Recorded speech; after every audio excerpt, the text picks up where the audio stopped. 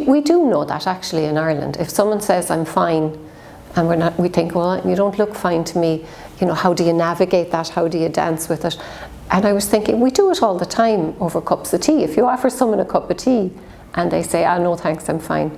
We actually know in our culture, we can read that. Does it mean, ask me again and I might talk? Or does it mean, right now I don't want to talk about it? We do know, but we get nervous when the topic is death. So my new thing is saying to people, it's as if you were if you were offering someone a cup of tea. Do you know what I mean? And we can read that. No, I'm fine means, are you sure you want to know, or ask me again? Don't be shy, and don't be afraid of getting it wrong.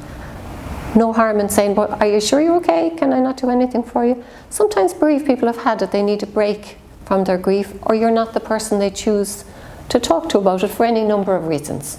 You know, sometimes it may be nothing about you. It could be, my child has died and right now I can't bear to talk to you because you have your children.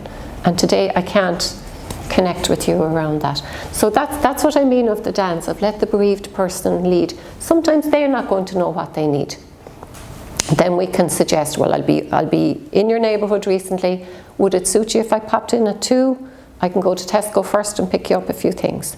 Can I pick the kids up from school? You know, nice practical things. It doesn't all have to be big emotional conversations. Sometimes it's just a little distraction or a little practical help.